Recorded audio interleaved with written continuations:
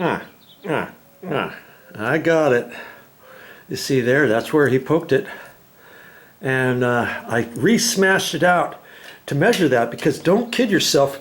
You might think it's 1/2 inch, but measure it to see, because I think it's 5/8, and sure enough, it's 5/8 to outside dimension, okay? And what I'm going to do is I'm taking this to the store. Don't ever guess, okay? Because you might, let's say you guess and you think, oh yeah, that's 1/2 inch. I'll just go to the store and get a 1/2 inch coupling, one of those quick connect, the slip-on ones, you know, like that. And I'll just get that, and then maybe it doesn't fit.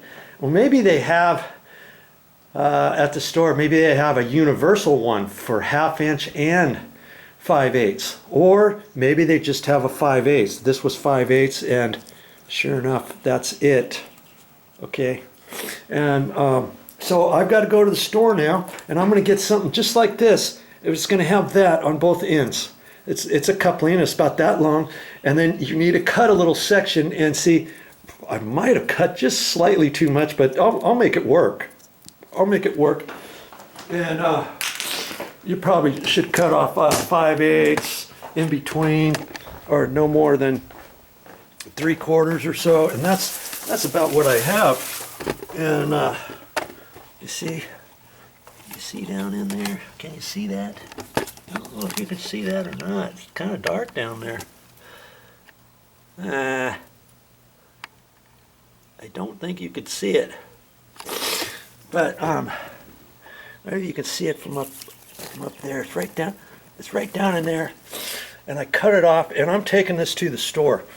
And how are you going to cut that off? I was going to cut it off with my electrical cutters, but I wasn't sure if that was big enough. And I was going to use my width tin snips. I wasn't sure if that was big enough, and I thought, wonder what else I have. I have some metal shear cutters. I snapped it off with that, but I'm sure I could have cut it with something like that, or you get a little saw, whatever. Okay, so now I've got to go to the store and get one of those couplings, and I'll be back and show you what I'm going to do to fix that. I'm going to slip it on, and those things fit really tight, and they're designed to not have to put any glue on them. That's why they're those there's the grippers that connect on there nice and tight, and that's really designed for drip irrigation. Okay, if you have PVC pipe, you'll have to get another type of special fitting for PVC pipe, and you might have to put glue on it, or you might have to get something else with nuts on both ends and tighten it up and all that. But see, this is designed to just fit in there and push it in. And I'm going to push it in real hard and get it in about that far, and then I'm going to have enough room to push it on the other, and then there's going to be a slight gap in between the two, but it's going to be in the long coupling. It'll be fine. I should have cut that just a hair smaller, but shorter, but I wanted to make sure I got all of it. I wasn't sure if I could see it all, and before I did that, I cleaned off the pipe. Okay, I cleaned off all the mud and stuff, because the last thing you want is to cut that and have any mud somehow get in there, or when you put your fitting on, have some mud get in there and have it start leaking or something. And so that's why I dug all the way around the pipe. I gave it plenty of room down below and gave it plenty of room on both sides. It's starting to turn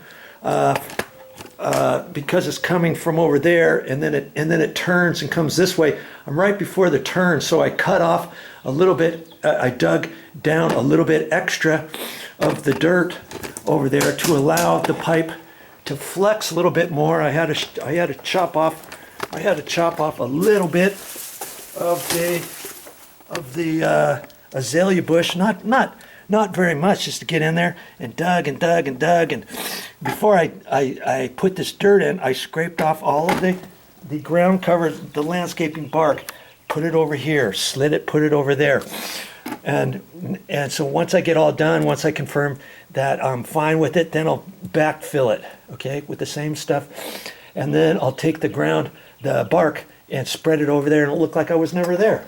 It's just amazing how many landscapers I've seen not do that. I just had a friend, they installed a cherry tree in their backyard, and they had bark like that, and the guy just dug a hole, and then he put the dirt on top of the bark all the way around the hole, planted it, put it in there, and I go over there to look at it, and he still has all of his dirt on top of the bark.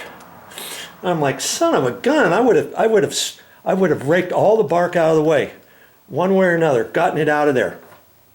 Then dug the hole, had enough room to put the dirt next to it without getting on the bark, and then picking up the rest of the dirt, whatever, when I got all done with it, and then re-spreading the bark over to make sure to have it look like there was nothing ever there, and put a drip irrigation. I'm not even sure if you put drip irrigation to the thing either. Next time I'm around by Motha's, I'll probably have to check that out. Okay, so lots to think about on landscaping, but can you do it on your own? Of course you can. You know, you don't have to pay somebody else to do all these things for you. Just watch my channel, go to my YouTube channel main page, click on playlists, and scroll down to landscaping or drip irrigation. I think it's under landscaping. I got all kinds of drip irrigation videos over here at my mother's house. Something in there, some stuff in there, how to do this over in here, how to do that thing over there. I even got water from there. Had to tap in underneath this bush. Had to tap in underneath that bush, dug it out, and then there was a hole coming through the concrete wall for weep holes, kind of like this. See that weep hole right there? There's a weep hole like that right there, and another one over there. Fished it through there, ran it around there, come over here. I also she used to have some other landscaping here, some plants there. I show you how to put bubblers inline bubblers, and how to do all kinds of repairs.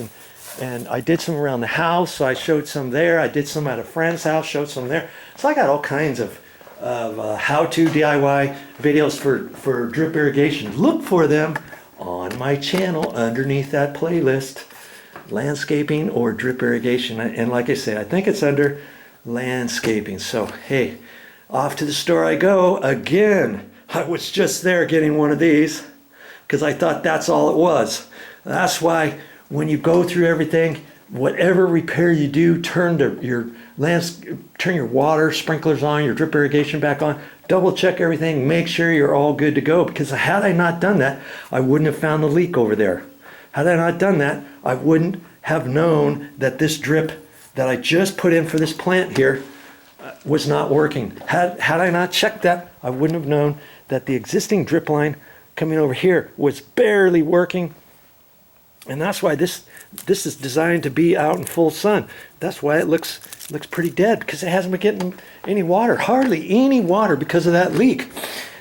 Because of this leak, you were still getting water pressure coming through the rest of the line, but at a very low amount. So that's what threw me there for a second. That's why that wasn't working. I thought maybe the bubbler was plugged up, maybe something else was plugged up, maybe this new bubbler wasn't working. So do your checks and do everything right to the best of your ability and know that everything's working. Hey, you might as well go the extra mile, and if you're going to do something, you might as well do it right. Now, don't get me wrong, this end pipe still had to be replaced because of all the water that was coming out. Can you imagine if that wasn't leaking over there, this would have came out even more, okay, at the end, and I would have known that a few months ago. But as it is what it is. I gotta get her fixed, and because I know how, and because you will know how, you don't have to call a landscaper. You don't have to wait for your gardener to come. You don't have to pay him extra $45, $50, $65, $80, whatever it's going to be. You can fix it yourself. And I'll bet you that coupling is probably, I'm going to guess, less than $3 to get it fixed. And we'll be on the road again. Hallelujah.